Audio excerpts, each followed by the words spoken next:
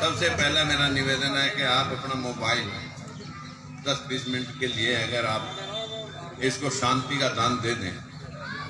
जब ये नहीं था तब भी काम चल ही रहा। मोबाइल आप कृपया थोड़ी देर के लिए साइलेंट कर दें या साइलेंट मोड पे करके रिकॉर्डिंग करना चाहें तो रिकॉर्डिंग कर लें, लेकिन उसे सुने मत। दूसरी अपील, कुछ लोग इधर इंतजामिया टीम से मेरी विनती है कि ये जो लोग हैं इनको भी पकड़ के 2 शब्द ये सुन लेंगे। अगर ये यहाँ पर आए हैं तो इनको भी बुला करके यहाँ पर बैठाएं।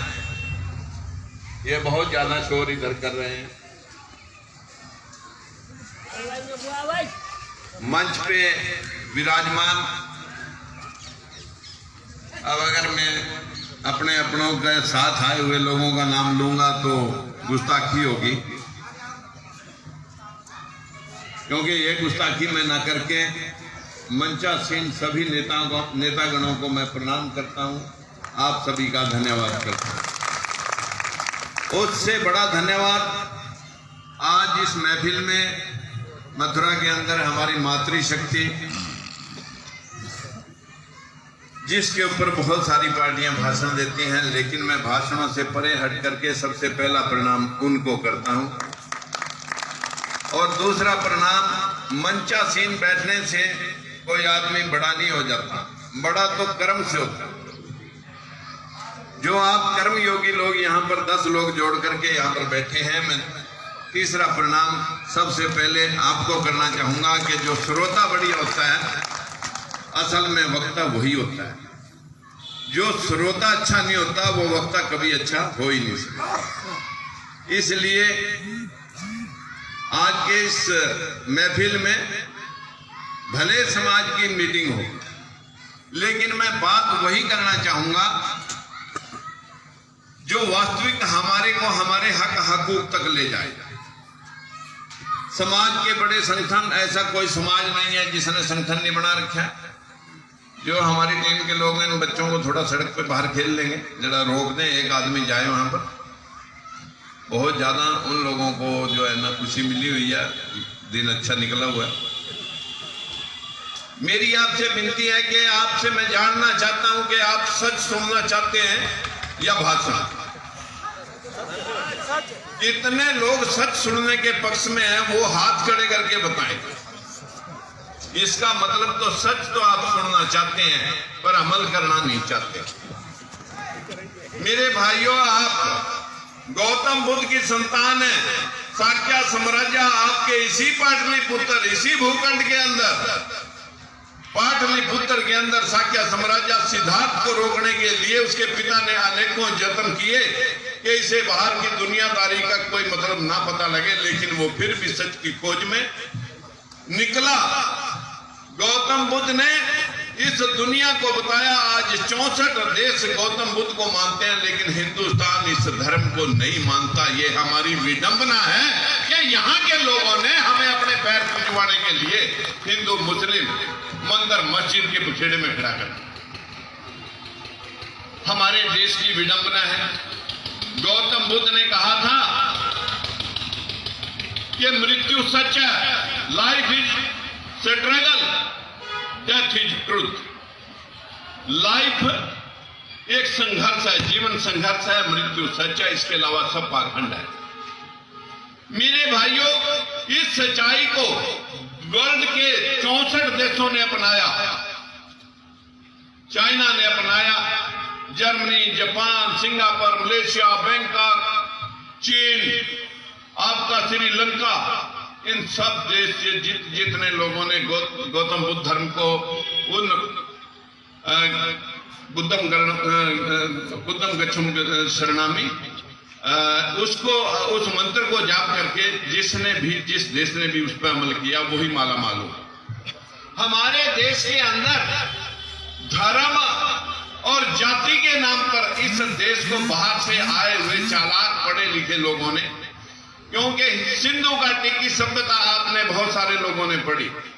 ये सिंधु घाटी की सभ्यता सिंध नदी से इस पार के रहने वाले जो मूल निवासी लोग थे, सीधे साधे लोग थे, अनपढ़ लोग थे, इनसे मिस्र घाटी की सभ्यता 10,000 साल पहले विकसित हो चुकी थी और वो 10,000 साल पहले विकसित होने के बाद हमारी सिंधु घाटी की सभ्यता 4500 ईस्वी पूर्व 4500 ईस्वी पूर्व की सभ्यता है। अगर आप कहेंगे आज के इस परिवेश में उसका क्या मतलब है, उस भाषण का क्या मतलब है, मैं आपको इसी बारे में इसका मतलब समझा के छोड़ूं कि ताकि आप समझ करके बाकी के लोगों को समझा दें। मेरे भाइयों, सिंधु घाटी की सभ्यता 4500 ईस्वी पूर्व यानी 2020 उसमें और जोड़ लो, जो अभी 2020 साल चल रहा है, 2020 में जोड़कर 6720 साल से लेके 8000 साल के बीच की सभ्यता है। सब कुछ अवशेष हमारे देश के आर्कोलॉजिकल डिपार्टमेंट में, हमारे जहां भूगर्भ जो हमारा सर्वेक्षण मंत्रालय है उसमें सब कुछ रखा है। सिंधु घाटी की सभ्यता में बर्तन कैसे थे, लोग कैसे थे, लेखनी कैसी थी, मकान कैसे थे, जमीन के ऊपर उनकी गलियां कैसी थी, सब कुछ सिंधु घाटी की सभ्यता का हमारे पास मौजूद है। जो 6720 से लेके 8000 साल के बीच की सभ्यता है। लेकिन बदकिस्मती है हमारी कि हमारे पास 5150 साल महाभारत का एक भी अवशेष पूरे देश के पास नहीं है, क्योंकि वो काल्पनिक है और कल्पना हम कुछ भी कर लें। मैं कुरुक्षेत्र से आया हूं, कुरुक्षेत्र के सब मंदिर मस्जिदों को मैंने छान मारा मेरे भाई। कोई तीर तलवार भाला, कोई गदा, कुछ तो मिलेगा, पालकी रथ। अरे जब 8000 साल पहले की चीजें मौजूद है तो 5000 साल पहले की चीजें मौजूद क्यों नहीं? लेकिन लिखने वालों ने लिख दिया कि ये ग्रंथ ये सतयुग में लिखे गए, वैदिक शास्त्र सतयुग में लिखे गए। मैं आपसे जानना चाहता हूं कि ये युग बनाने वाले कौन थे? जो पढ़े लिखे लोग थे। उन लोगों ने इस देश को 4 युगों में बांटा, 4 वर्णों में बांटा। 4 युग, सतयुग, द्वापर, त्रेता और अब कलयुग। और 4 वर्ण ब्राह्मण, क्षत्रिय, वैश्य और शूद्र, ये 4 वर्ण बनाए। जबकि यहाँ तो मूल निवासियों का एक जैसा खान पान, एक जैसा रहन सहन था। बाहर से अफगान से आक्रमणकारी आए, बहुत सारे डरते हुए हिंदू मुसलमान बने। मेरे भाइयों, हमारा हिंदुओं का मुसलमानों का एक खून काट के देखो, एक ही खून मिलेगा। आप किसी चमार भाई का खून काटोगे, किसी क्षत्रिय भाई का खून काट लोगे तो एक ही 4 ग्रुप सारे उनमें सब लोगों के मिलेंगे। तो फिर ये जातियां बनाने वाले कौन थे? जो लोग पढ़े लिखे थे, जो संख्या में कम थे, उन लोगों ने अनपढ़ लोगों को मूर्ख बना करके ये धर्म और शास्त्र के अड़जावे में फंसा करके मंदिर मस्जिद 33 करोड़ देवी देवता और 33 करोड़ देवी देवताओं की पूजा और अर्चना, वही 33 करोड़ देवी देवताओं की पूजा करने वाला ये 133 करोड़ लोगों का देश, 4 आदमियों के हिस्से में एक भगवान आ जाता है। और जिन जिन लोगों के पास हिस्से में चारों के भगवान आ रहा, वही लोग भूखे मर रहे जो मंदिरों में सबसे ज्यादा मत्था फोड़ रहे। ख्याल कर लेना आप उनको। राजकुमार सैनी कभी मंदिर नहीं गया। मैं अपने से सुनाना चाहता हूं, सही सुनना चाहते हैं। नहानिया राजा की गैर मुल्की जमीन हम बीतते थे, 1 फुट हमारे पिता के पास नहीं था और उस जमीन के हमारे को सन 61 में सरप्लस, उसने उधर सरप्लस में दे दी, उधर हमारे को बेच दी। 2 बार वो जमीन हमें खरीदनी पड़ी। मेरे मित्रों, उस जमीन पर से पहले मेरे पिता की हालत ये थी कि 2 अन्ने की फीस जाती थी हमारी 10वीं में पढ़ने के बाद, लेकिन वो 2 अन्ने की फीस कभी हमारे को नगद नहीं मिली। लाला की बही में लिखी जाती थी 2 रुपए सैकड़े। और उसके बाद कई बार लाला भी जवाब दे देता तो 4 रुपए की बाल मजदूरी लकड़ी काटने वालों के यहाँ बोरियां भर के, वो छोटी छोटी जो पीस कट के कुल्हाड़े से गिरते थे उनको भर के देते थे, वो भी हमने मजदूरी करी। मैं आपको ये बताना चाहता हूँ कि जब सन 61 में जमीन आई तो 15 साल खेती करी। रात को हमारे पिताजी के स्कूल जाने से मना कर रहे थे, माँ जिद कर रही थी। तो स्कूल में जाने के पश्चात साथियों ये पता लगा कि हमारा इतिहास क्या है।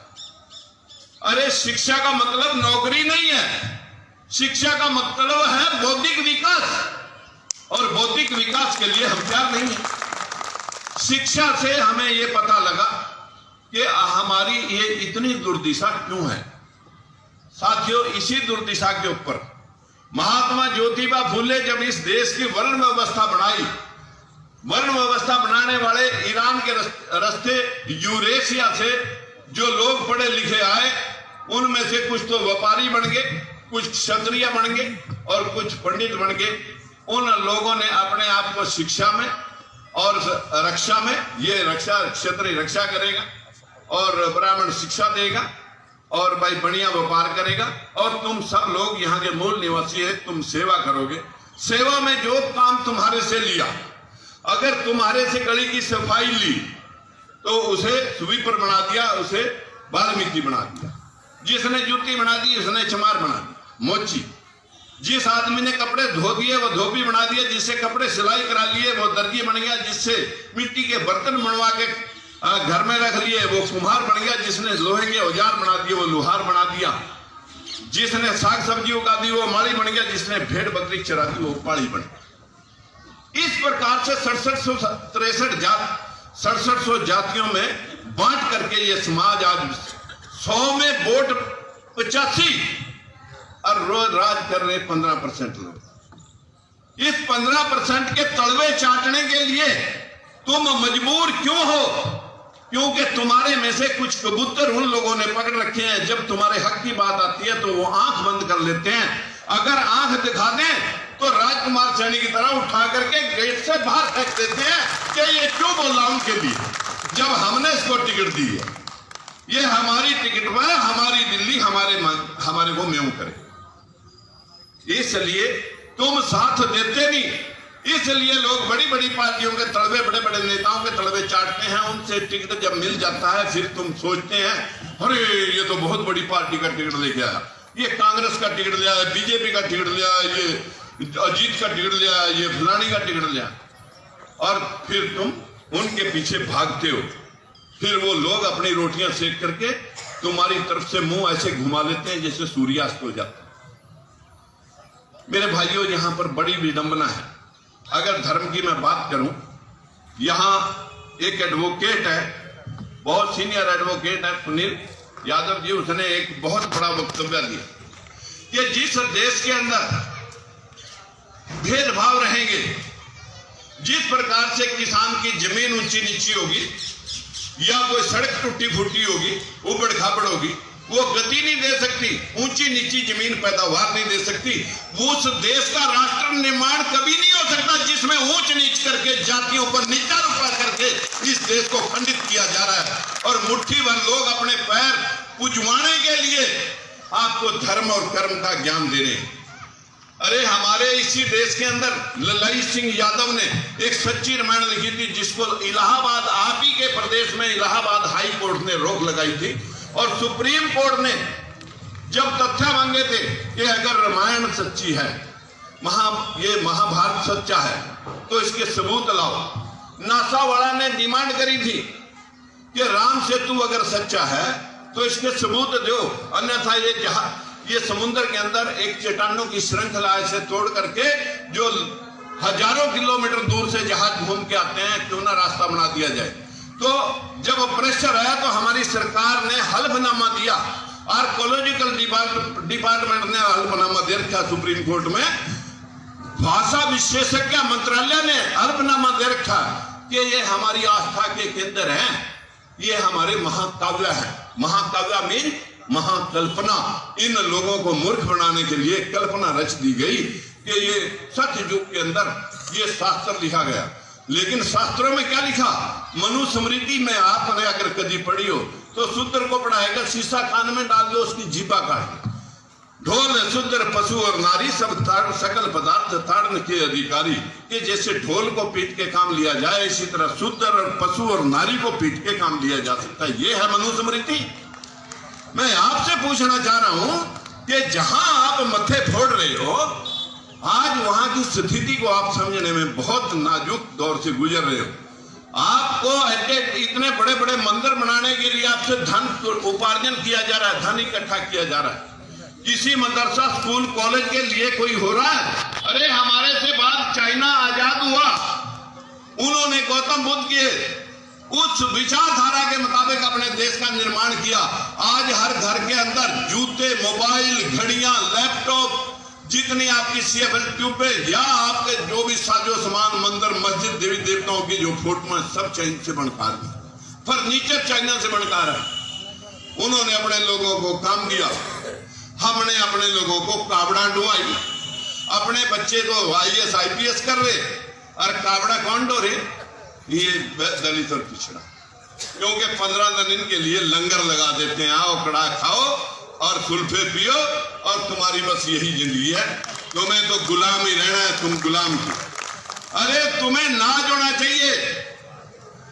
उस चंद्रगुप्त मौर्य से लेकर अशोक सम्राट तक के जो 10 राजा बने, उन 10 राजाओं का सिर काटने के लिए पुष्यमित्र शुंग उसके दरबार में राजकवि थे और राजकवि होने के पश्चात उसने बृहदत्त मौर्य का सेनापति का खिताब लिया अपनी बेटी की शादी करके और सेना में अपने लोग भर्ती किए और बृहदत्त मौर्य का चंद्रगुप्त मौर्य के आखिरी वंशज का नाश करके अयोध्या में आकर अपनी राजधानी साकेत नगर के अंदर खोल दी। साकेत का ये लगभग 2000 और 2500 के बीच का वकबा है। इस 2000-2500 से पहले ना पेपर था, ने ग्रंथ लिखे गए तो 2500 साल से पीछे लिखे गए, ने लाखों साल के लिखे हुए नहीं है। क्योंकि 3800 साल पहले पेपर का निर्माण हुआ, 4000 साल पहले लोहे का आविष्कार हुआ। सिंधु घाटी की सभ्यता में लोहा और पेपर दोनों नहीं है, शिलालेख है, पत्थरों पर लिखे हुए नक्काशी है या तामस पत्थर है। उसके बाद सारा लोहे का पेपर का निर्माण हुआ। अरे आज अपने देश के अंदर कोई मैसेज भेजना है तो टेक्नोलॉजी का इस्तेमाल करते हैं। अगर तुम्हारे मंत्रों में इतनी जादूगरी है, तुम्हारे धर्म कर्म में इतना दम है, तो भेज कर दिखाओ ना एक मैसेज भेजो। तुम एक मैसेज भेजकर दीवार के पीछे वाले को नहीं बता सकते। टेक्नोलॉजी वालों ने, अरे आज इस देश को बताया गया कि ये तो मनु जो है ना विष्णु अवतार बन के इस देश की मैथुन से सृष्टि की रचना करी। अरे इस देश की सृष्टि की रचना तो इस सूर्य से एक टुकड़ा टूट के ठंडा हुआ, उस पे वनस्पति, उस पे पानी आया, उसके ऊपर कीट पतंगे, कीड़े मकोड़े, जब कीच महल पैदा हुई पानी से। जैसे आप 4 दिन नाना है, आपके नाड़े में जुआ पड़ जाती है, वहां कोई बीज रोपित करता है क्या? वहां तो उसी में से जो कुछ भी पैदा हुआ, इसी प्रकार से कि वो कीड़े मकोड़े पैदा हुए, उससे ऐसा उत्पत्ति डायनासोर तक गई, हाथी घोड़े, दरियाई घोड़े, गेंडे, आदमी, आदि मानव पैदा हुआ। आज भी देश के अंदर 35 लोग जिंदा हैं आदि मानव। आप जाकर के अंडमान निकोबार में देख सकते हैं। अरे मैं वास्तविकता सुना रहा हूं आपको। इस देश की वास्तविकता को जब पत्थर चढ़े, आग जलाने सीखी, चारों हाथों पैरों से आदमी चलता था, बाल थे, सिर पे पूंछ भी थी, बैठना सीखा, आग जलाने सीखी, मांस भून के खाने लगा, पहले कच्चा खाता था। ये वही आदि मानव है जो ऐसा चिंपैंजी के रूप में से होता हुआ आदमी रूप में, बंदर रूप में से आदमी रूप बन गया। लेकिन इसको सिखाया क्या गया? मिस्र घाटी की सभ्यता 10,000 पुरानी है, सिंधु घाटी की सभ्यता 8,000 साल पुरानी है। मैं 2000 साल पहले जो पढ़े लिखे लोग यूरेशिया से आपके देश में आए, उन लोगों ने आपको कब्जा करने के लिए धर्म और कर्म के अंदर लपेट लिया। आस्था के अंदर पंडित जी की जेब में पैसे खत्म हो रहे, उसने देखा क्या करूं, भैंस गोबर करने जा रही है और गोबर को ही जजमान क्या कर टल्ली बजाएगा, जजमान गोवर्धन पूजा कर ले, अभी के अभी सारे धनमाल का मालिक हो जाएगा।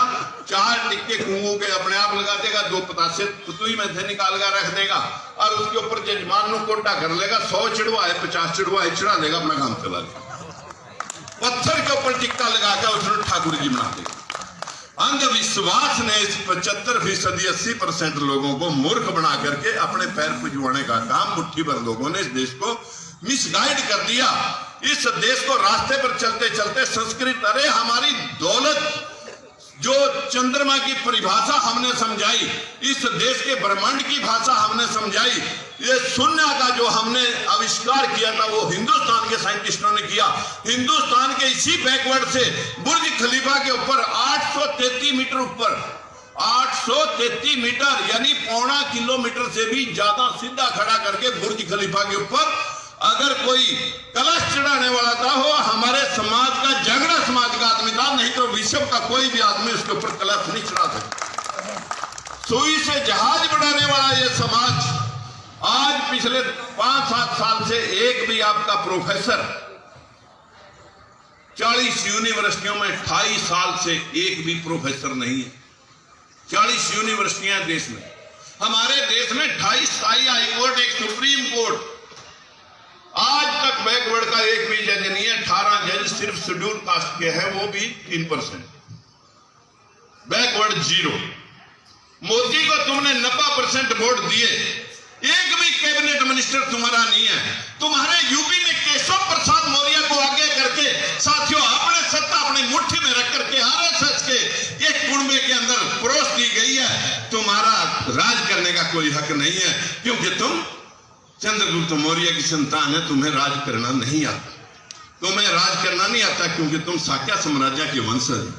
अरे तुम वंशज हो महात्मा ज्योतिबा फुले के, जिसने इस देश के अंदर ये आके समझाया था कि भाई जब ये इतना भ्रांतियां फैला रखी हैं कि जो शूद्र समाज को पढ़ा देगा या शूद्र समाज पढ़ने लगेगा, आंधियां आएंगी, तूफान आएंगे, भूचाल आएंगे, अकाल पड़ेंगे, भूमि पर्दा हो जाएगी।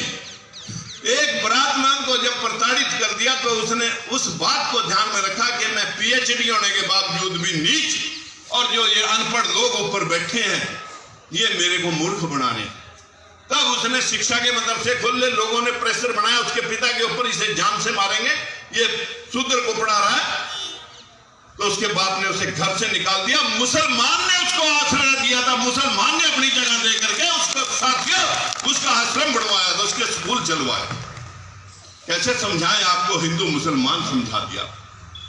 मेरे को तो आपसे शर्म इसलिए आती है कि 25 साल मुझे हो गए, 3 बार सत्ता छोड़ दी। जब आपके कत्ल होते देखे, आपके लोगों के हक मरते देखे, 10% भी बंसीलाल ने जब एससीबीसी के लोग नहीं लगाए, अरे 50% तो सुप्रीम कोर्ट ने भी लिख रखा है, 27% बैकवर्ड का, 3% शेड्यूल कास्ट का। तुम 50 नहीं 32, हमारे 50 नहीं दे सकता, तो 45 दे दे। लेकिन जब नहीं मानना तो हमने उसका विरोध किया, पार्टी से निकाले, हमने बंसीलाल को फट्टे लगा करके आउट करके ओम प्रकाश चौटाला बनाया। उसने भी वही काम किया, 3200 मास्टर लगाए, हमारे 500 लोग भी नहीं लगाए। उस समाज ने मुझे वोट नहीं दी, जिस समाज को मैं 24 घंटे जिसके लिए बंद रखता हूं। ये लोग नहीं जानने वाले, ये लोग सिर्फ मंदिरों की चौखटों पर मत्था फड़वाने वाले हैं। राम लला हम आएंगे, मंदिर वहीं बनाएंगे, ईंटा हम पकड़ाएंगे, सीमेंट हम पहुंचाएंगे, पैसे हम, गर्दन हम कटाएंगे, लेकिन कमेटी में हम एक भी मेंबर अपना नहीं पाएंगे। क्या करें इनका इलाज क्या करें? मेरे भाइयों, 1126 में, 1526 में आप इस देश के ऊपर क्या लिखा मनुस्मृति में कि जब जब भी भारतवर्ष से संकट आएगा, अधर्म होगा, तो मैं भारतवर्ष में आऊंगा। अरे भगवान, तेरे को और दुनिया में कहीं जाने का रास्ता नहीं पता, सिर्फ हिंदुस्तान का ही पता है। यही कहीं तेरे को रास्ता खोल रखा है, क्योंकि यहाँ उन लोगों ने आप लोगों को ये सब जबाग दिखा रखा है कि सारे काया के कड़ कट जाएंगे। अरे जब मीर कासिम ने चढ़ाई करी आप आए नहीं, जब मोहम्मद गौरी ने चढ़ाई करी तब नहीं आए, मोहम्मद गजनवी ने चढ़ाई करी तब नहीं आए, हमारे देश के अंदर साथियों मीर कासिम ने चढ़ाई करी तब नहीं आए, औरंगजेब ने चढ़ाई करी तब नहीं आए, सिकंदर ने चढ़ाई करी तब नहीं आए, सारे मंदिरों को फाड़ करके ले गया। अगर मंदिर में कोई माड़ा सा ऊंच नीच आप सोच लें तो आपको पाप लग जाता है। जो सारे देवी देवता को फोड़ तोड़ करके उठा ले गया गजनवी और सिकंदर, तब उसे उनको पाप नहीं लग रहा है। सर ये पाप सिर्फ इसी कोरी कुमार लुआर खान सैनी गुजर यादव इनको बैकवर्डों को ही पाप लग सकता है, और किसी को पाप नहीं लगता। क्या करें आप लोगों का इलाज? आप जब मैं यूपी में आता हूं, मेरे को रिस्ट्रिक्शन लगती है। 4 आदमी मेरे पास जाते हैं, बोल रहा जी मंदिर मस्जिद पे मत बोलना। महा हाँ, क्योंकि तुम अंध भगत, तुम्हें बीजेपी वाले 55 साल कांग्रेस ने धोया गौ बच्चा दिखा दिखा करके, क्योंकि तुम्हारी आस्था का केंद्र था गौ बच्चा। यही था ना निशान, गाय बछड़ा। उसके बाद वही आदमी जब 55 साल के बाद जब बीजेपी बनती है, 100 आदमी वही टिकट लेकर के आपके कांग्रेसी बीजेपी में एमपी बने हुए हैं। जब बीजेपी को आप छोड़ करके फिर अब पीछे को उल्टोगे तो फिर लोग कांग्रेस के पास जाएंगे, फिर वो चाचे वहां खड़े मिलेंगे तुम्हारे पास। अरे ये वही 15% समाज है जो लोग आपसे पढ़े लिखे, आपसे पैर दबा रहे हैं, आपसे मजदूरी करवाने के लिए ऐसे ऐसे नियम ला रहे हैं कि ये सारी खेती सांझी कर दो, तुम्हारे को फायदा होगा, ये हो जाएगा, वो हो जाएगा, ऐसे कानून बना रहे हैं। वो आपको लेबरर बनाना चाहते हैं। पूंजीवाद से ना जाने कितने लोगों ने गर्दनें कटवा करके ये जमीनें बहाल हुई थी। इस देश का किसान कर्ज के तले कभी अपने दम नहीं उठा सका। मैं अपनी बीती बता देता हूं कि मेरे पिताश्री के पास एक बड़ी बहन की शादी में 3000 रुपए कर्जा लिया, 2 रुपए सैकड़े का सूद मैंने सन 74 में अपनी शादी के समय में चुकाया। कर्जा नहीं चूक सका, खर्चे में सिर्फ वही जाता था पैसा, उतना ही जितना सूद होता था साल में। लेकिन हमारे इस देश की स्थिति तो मंदिर और मस्जिद के नाम पर साथियों बांट करके लोग राज कर रहे हैं। हमारा मूल निवासी समाज आज हिंदू मुसलमान में बंटा पड़ा है। मेरी आपसे हाथ जोड़ के विनती है कि अगर मंदिर में जाने वाले की बात करें, मंदिर में जाने वाले को फायदा होगा तो फिर मेरे को कुछ नहीं मिलना चाहिए था, क्योंकि मैं कभी जिंदगी में मंदिर नहीं गया। और गांव में बेजमीन घर में पैदा होकर के कम से कम 10,000 लोग डायरेक्ट इनडायरेक्ट मेरी इंडस्ट्री के साथ पूरे देश में काम करते हैं। और अगर मंदिर में नहीं गया तो मुझे गांव की पंचायत से पंच से जीवन स्टार्ट करके फिर सरपंच, ब्लॉक समिति, जिला परिषद, फिर एमएलए, फिर मंत्री, फिर एमपी। और कल की लड़ाई में मैं आपको कौन सा रूप देना चाहता हूं कि जो सौदा दुकान के ऊपर जिसकी दुकान होती है वो काउंटर पर बैठा होता है, 15 नौकर काम कर रहे होते हैं, वो अपने घर वाले को 1 किलो दाल भी फ्री में नहीं दे सकते, रेट में डाउन नहीं दे सकते। जो काउंटर के ऊपर बैठा होता है, जो काउंटर पे बैठा होता है, सारा सौदा उसका। काउंटर पे कौन बैठा है? मोदी जी। अरे ऊपरले लोग होने के बाद बैकवर्ड का मुंह चेहरा लगाया। जिस तरह सोनिया गांधी परिवार ने खान से बदल करके हिंदू को मूर्ख बनाने के लिए अपना खान चेहरा छुपाकर, फिरोज खान, राजीव खान से चेहरा छुपाकर हिंदू बन के दिखा दिया ड्रामा। अरे ये हिंदू मुस्लिम की लड़ाई यहां से नहीं, पीछे से चली आ रही है। आप लोगों को घुमा घुमा के इस्तेमाल किया जा रहा है। मैं आपसे विनती करना चाहता हूं, ये यहाँ का सारा हिंदू है, मुसलमान है, ये सब मूल निवासी समाज था। बाहर के आक्रमणकारियों ने इसको बांट करके चलाक लोगों ने पढ़ लिख करके इस देश के ऊपर 15% लोगों ने राज सत्ता स्थापित कर रखी है। अरे आप लोगों को महात्मा ज्योतिबा फूले ने मदरसे खोल करके शिक्षा दी थी। ना भूज आया, ना आंधी आई, ना तूफान आया, ना कार पड़े, ना परले हुई। यही उसने दिखाना था। उसने कितने लोग पढ़ा दिए होंगे? पढ़ने लिखने का जब इतना प्रचलन नहीं था, ज्यादा 100 आदमी पढ़े होंगे एक मदरसे में, 12 मदरसे में 1200 पढ़े होंगे साल में, 10-12 साल में उसके ज्यादा 2,500 लोग पढ़ लिए होंगे। अरे रास्ता खोलना होता है, रास्ता खोल दिया। उसी विचारधारा पर भीमराव अम्बेडकर ने आपके लिए वोट की तस्लीम करी, सबको बराबरी का अधिकार दिया। बाबा साहब ने आपको वोट दे दी कि वोट डाल करके राज स्थिति बनाओ। हिस्सेदारी मांगते हैं। 85% लोग हिस्सा मांग रहे। विशर्मो, इनको लठ लेकर पूछा ना जाए कि तुम 85 वोट लेके मांगते फिर रहे हो। अरे राज बनाओ, सब कुछ तुम वो मांग लेंगे जिनके जो 15% है। मांगने से हम क्या, हमारी पार्टी का मेन मुद्दा है, हम किसी ब्राह्मण बनिए, पंजाबी, राजपूत, जाट के खिलाफ नहीं है। हमने कहा था कि देश के अंदर जब आरक्षण की आग लगी तो ये भाई ओमवीर जी बैठे हैं जिन्होंने सुप्रीम कोर्ट में ये केस लड़ा था। इन्होंने सरद जी के पास गए, पासवान के पास गए, सबके पास गए, कोई इनके मत्था टेकने वाला नहीं था। मैं भी था, मैंने कहा आइए मैं आपके साथ ये जंग लड़ूंगा। साथियों, जैसे ही लोग 500-400 लोग मुट्ठी भर लड़ाई लड़के सरकार को डरा रहे थे, अगर हमारा आरक्षण टा गया तो हम आग लगा देंगे। और डरती सरकार झूठे लारे देने लगी। 4-1 महीने झूठे लारे सुनने के बाद उन्होंने सारे प्रदेश के अंदर, देश के अंदर आग लगा दी। और डरती बीजेपी उनको फिर आरक्षण देगी। ये आपके सामने मैंने कहा था कि हमें किसी का आरक्षण रोकने से कोई मतलब नहीं है। जिस जाति की जो जनसंख्या का अनुपात है उसको उसी रूप में आरक्षित कर दो, 100% आरक्षण कर दो। एक परिवार में एक नौकरी सुनिश्चित करो। एक परिवार में जिनके हाथ में सत्ता है उनके लग रहे 10-10 अफसर और बाकी का नहीं लगे एक चपरासी। साथियों, हम इस मूवमेंट को साथ में लाएंगे जो बाबा साहब महात्मा ज्योतिबा फुले ने आपके बीच में एक्सप्लेन की।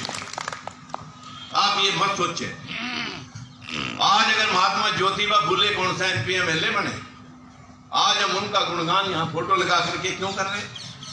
उन्होंने अपना सब कुछ त्याग करके, उसके पिता ने कहा घर में रहना तो स्कूल बंद कर, अगर स्कूल चला रहे तो घर छोड़ दे। घर छोड़ दिए थे जिससे आज आपको शिक्षा मिल रही है। माता सावित्रीबाई फुले पहली शिक्षा महिला शिक्षिका जिसने नारी को शिक्षा दी थी।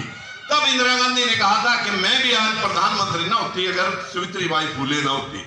अरे सावित्रीबाई फुले का फोटो किसी स्कूल में नहीं मिलेगा, वहां फोटो मिलेगा सरस्वती का, लक्ष्मी का। ना ये पता ये जम्मी कहां की 15-15 था पैरा वाले देवी देवता आपकी दिमाग से परे, कल्पना से सोच की दूर कि रावण मारना है भगवान राम को, जाइए भाई सूरज डूबने लग रहा, रोक उसे, और वो जाता है सूरज को मुंह में पाके धरती पाके खड़ा हो जाता है। मेरा मोबाइल इस टेबल पे रखा ये तो मैं मान लूंगा, लेकिन इस मोबाइल पर ये टेबल रख के दिखाओ आप, हजारों किलोमीटर 2,64 करोड़ किलोमीटर 2,64 किलोमीटर दूर गया बंदा, मुंह में पाया, धरती पे आया। अगर 1000 किलोमीटर की स्पीड का जहाज भी लेने तो भी 52 साल लगे जाने के। लेकिन कैसे समझा दिया इस इतने बड़े समाज को, मूर्ख बना दिया। 15 हाथा पैरा वाले देवी देवता कौन सी मां उनको जन्म दे रही थी, कहां पैदा हुई, कौन से काल में, ने ग्रंथ लिखे कहां थे, ये सारा का सारा परचम आप लोगों के लिए मूर्ख बनाने के लिए आपको पढ़ा दिया गया। मेरे भाइयों, लोग मेरे को जब हम सच्चाई उगलते हैं तो लोग कहते हैं नास्तिक नहीं। अरे भगवान आगे एक अलौकिक शक्ति है जो जर्रे जर्रे में, पेड़ में, पौधे में, कीड़े में, मकोड़े में, सांप में, बिच्छू में, अगर भगवान सब में है तो क्या बिच्छू किताब लिख देगा? क्या सांप किताब लिख देगा? क्या हाथी घोड़े किताबा लिख देंगे? आदमियों ने अपने मन मुताबिक ये किताबा रचना कर दी। जब कागज का निर्माण होया तो ऐसी ही ग्रंथ पोथियां लिख दी कि लोगों को दिखाया जा रहा है 1000 साल पहले लिखी या 1,00,000 साल पहले लिखी। हमारी बहनें माताएं सबसे ज्यादा अंधविश्वासी कर दी इस मतलब व्यवस्था ने कि इनको तो बस और तो तुम कहीं जाने नहीं देते। सारी पार्टियां भाषण देती हैं 5 वर्गों पे, किसानों पे, मजदूरों पे, दलितों पे, पिछड़ों पे, महिला सुरक्षा पे। अरे महिला सुरक्षा 50% आबादी तड़के में 4 बजे खड़े होकर के रात के 11 बजे तक खेत का, चूल्हे का, चौके का, बच्चों की पढ़ाई का, सफाई का, घर का, पशुओं का सारा काम करने के बाद हम पुरुष प्रधान समाज के लोग इनको कितनी इज्जत देते हैं। 1 मिनट में प्रताड़ित कर देते हैं, शराब पी के आते हैं घर। हमारे देश के अंदर किसान जो आज सड़कों के ऊपर बैठा धूल चाट रहा है, साथियों किसानियत वो है अगर कोई और आमदनी का साधन नहीं तो घर पे प्लास्टर नहीं हो सकता, नया मकान बनाना तो दूर, ये पोजीशन आज किसान की है। उसके साथ जुड़ा हुआ मजदूर के साथ साथियों अगर 2 दिन दिहाड़ी नहीं लगी, बीमार पड़ गया तो 4 दिन चूल्हा आराम करेगा, ये है मजदूरी।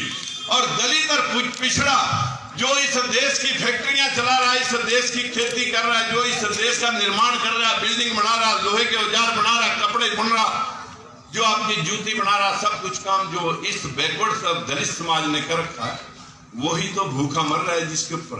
अरे 5 वर्ग हैं जिन पर सारी पार्टियां भाषण देती हैं कि हम इनका कल्याण करेंगे। कोई ब्राह्मण, बनिया, ठाकुर, राजपूत, पंजाबी के ऊपर भाषण देते हैं कि इनका शोषण हो रहा है। शोषण तो हमारा हो रहा है, और यो कभी नहीं पूछते कि कौन कर रहा है ये शोषण। जो सत्ताधारी लोग हैं वो शोषण कर रहे हैं और आप उनको वोट पा रहे हैं हमारे तीतरों की बदौलत। अरे बस आपको राम नाम जपना पराया माल। क्या करें भाई आपका लाल। मेरे भाइयों, मेरे बहनों, मेरे साथियों, हमारा विषय आपको गाइड करना। अगर कोई मुसाफिर किसी चौराहे पर रास्ता पूछता है तो उसे रास्ता बताने वाला घर छोड़ के नहीं आता, डायरेक्शन देता है। मैं डायरेक्शन दे रहा हूं। जब तुम इस प्रदेश के अंदर 6% यादव समाज है, वो भी समझ गया हमारे ओबीसी समाज में, 8% चमार समाज है, मायावती के पीछे, काशीराम के पीछे खड़ा हुआ, 4 बार सत्ता ली, 4 बार मुलायम सिंह यादव के पीछे यादव ने खड़े होकर सत्ता ली।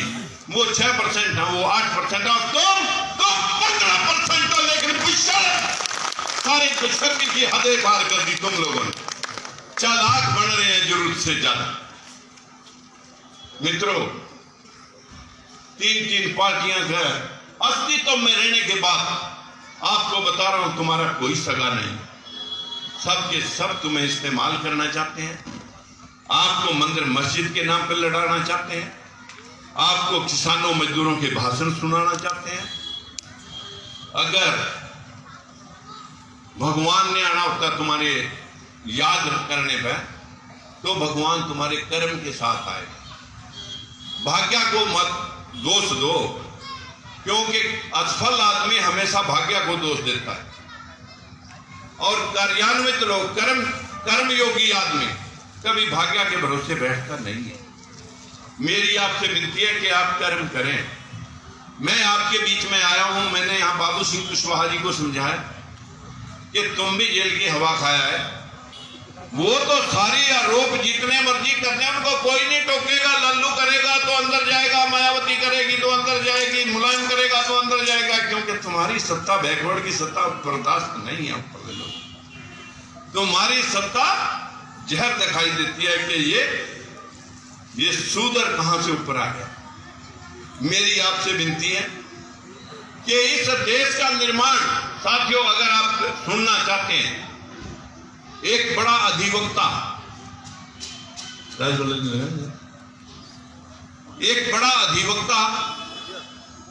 एडवोकेट जनरल आपको समझा रहा है। मैं वो सीडी आपको 5 मिनट की है, जरा आप सुन लें ध्यान से। अगर आपको लगता है कि हमें समझाने वाले लोगों ने कसर नहीं छोड़ रखी, गुरु नानक ने समझाया, लोग सूर्य को पानी दे रहे, वो इधर को पानी दे रहा, उसने समझाया कि भाई ऐसा समझ ले। तो लोग कहने लगे इस मूर्ख को तो पूछो ये क्या कर रहा है। बोला तुम क्या कर रहे हो? बोला पुत्र पितरों को पानी दे रहे। तेरे पितर कहां? बोला ऊपर सूर्य देवते के साथ। बोला मैं तो अपने खेत में पानी दे रहा। बोला कहां? अम्बरसर। खेत अम्बरसर पानी चला जाएगा? बोला तुम्हारा चला जाएगा। यहाँ रविदास ने समझाया, कबीर दास ने समझाया, रविदास का कत्ल हुआ, लोगों ने कह दिया प्रांते पड़े निकली हुई आंते पड़ी की आंते। यहाँ कितने गुरुओं का शीश कलम कर दिया, जिन लोगों ने लोगों को रास्ता दिखाने का प्रयास किया। कबीर दास ने कहा पोथी पढ़ जग भया, फिरा ने मन का फेर, रे तन की माला फेंक, मन का फेर, अंदर का मन साफ कर। ये है भगवान। लेकिन कैसे समझाएं आपको? मेरी आपसे विनती है, अगर इस महफिल में से अंधविश्वासी होकर के, क्योंकि अंधे आदमी को कोई कहे चल गंगा स्नान कराएगा, लाऊं क्या गांव के छप्पड़ में डाल दे कि आगे गंगा मार ले लूं। अंधे को क्या पता है कि गंगा है या जमुना है।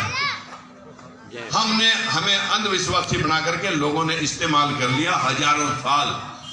जब हम पानी पिलाते हैं ऊपरली कास्ट को तो जहर चढ़ गया। अगर हमारी बहन बेटी मिल गई तो उसका खलड़ी खा के थूक चाट के फिर जहर नहीं चढ़ता। ये बाल विवाह क्या था? जब हमारे सुंदर समाज में छोटी छोटी बच्चियों की शादियां होने लगी तो महात्मा ज्योतिबा फुले ने ऐसा क्यों कि बोला 3 दिन शुद्धिकरण के लिए कोई भी जवान बच्ची अपनी शादी करेगा तो 3 दिन उसका शुद्धिकरण मंदिर में या राजे रजवाड़े के यहाँ होगा। वो शुद्धिकरण क्या था कि तुम तो अछूत हो, बाद में ले जाना, इसका इस्तेमाल पहले हम करेंगे। तब वो जो बंद कराया, सती प्रथा बंद कराई थी। दासी प्रथा क्या? हमारे दलित समाज, पिछड़े समाज में अगर सुंदर बच्चे ने जन्म ले लिया तो पादे पंडितों ने जो है ना उसको मंदिर में चढ़वा दिया, इसमें भगवान रहेंगे खुद। ये तो इतना स्वर्ण सुंदर महल तो भगवान ने अपने लिए बनाया, इसमें भगवान गिर गई उसके ऊपर उसकी नीयत। और उसका शोषण करते थे वो लोग 10-10 साल की बच्चियों का, जिनसे जो बच्चे पैदा होते थे उनको हरिजन का नाम दिया गया। अरे इस देश के लोगों के आगे, मुंह के आगे ठुट्ठी, मुंह के आगे कुजा, पीछे झाड़ होते थे कि तुम्हारी पेड़ पर स्वर्ण के पेड़ भी नहीं पड़ने चाहिए। तो मैं तो शुक्रिया अदा करना चाहिए ऐसे महापुरुषों का जो महात्मा ज्योतिबा फुले तुम्हें शिक्षा देकर के आज इस काबिल बनाया कि यहाँ बैठ जाओ। भीमराव अम्बेडकर ने आपको वोट दी कि तुम राज्य के मालिक बन जाओ, और हम तुम्हें ये जगह दे रहे हैं कि तुम वोट डाल करके यहां इस देश के अंदर अपने आप में राजा साबित करो, अपने आप, आगे तुम्हें मांगना ना। इतनी ही बात कहने के लिए मैं आज आपके बीच में आया था। मंदिर मन के अंदर, आप 33 करोड़ देवी देवताओं के चक्कर में घुमा करके कि आज सूर्य ग्रहण होएगा, गर्भवती महिलाएं बाहर ना देखें ग्रहण। अरे खगोलीय घटना से तुम्हें क्या पूछ पाड़नी है कि वो किसका सूर्य और पृथ्वी के बीच में अगर चंद्रमा आ गया तो सूर्य ग्रहण हो गया, अगर पृथ्वी और चंद्रमा के बीच में सूर्य आ गया तो चंद्र ग्रहण हो गया। लेकिन बदकिस्मती इस देश की कि अभी छींक दिया चलना नहीं, अभी टोक दिया तो बोलना नहीं, अभी जो है ना ये आस्तियां नहीं उठानी, अभी मर जा रहे, ना मरने का दिन कायम है ना जीने का दिन कायम है। ये तो दुकानदारी चला रखी लोगों ने कि आप मेरे बुलाए बिना अर्थी बिना उठाइयो। कोई पत्रकार चला गया अमेरिका में, उसे पूछने लगा एक कि सब कुछ तुमने गुमराह कर दिया, क्या तुम्हारे खिलाफ कोई प्रतिशोध नहीं हुआ? बोले कौन करेगा प्रतिशोध? जो बच्चे आप मेहनत करके पैदा करते हैं उनका नाम नहीं रख सकते, जो बच्चे बच्चियों की शादियां खुद तय करते हैं उनके फेरे नहीं फेर सकते, जो घर आप बनाते हैं अपनी मेहनत करके उसमें घर में प्रवेश नहीं कर सकते, घर बनाने का मुहूर्त नहीं निकाल सकते, जो लोग जो है ना मरे हुए मुर्दे को भी नहीं उठा सकते, वो आंदोलन करेंगे? ये तो मरी हुई जाते हैं साथियों, 100 कीड़े एक जूती के नीचे मर जाते हैं। आप तो बना दिया कीड़े मकोड़े भेड़ बकरी, वो बन गए शेर, और शेरों का मुकाबला लाखों भेड़े नहीं कर सकती। लेकिन 10 कुत्ते मेरे जैसे वक्ता बन जाएं, 10 कुत्ते बका के सारे समाज को समझा करके 10 कुत्ते शेर का शिकार कर सकते हैं। अगर आप में से कुछ बन सकते हैं तो बने, भौंके करके कुछ करने की हिम्मत है तो चले। आपको विनती करना चाहता हूं, अंधविश्वास से ऊपर उठें, जाग जाएं। आप सभी को मेरी विनती है, आस्था रखें जरूर, आस्था रखें जरूर, लेकिन मन के अंदर पाखंड में मत जाएं। देश पाखंड ने खा लिया, अब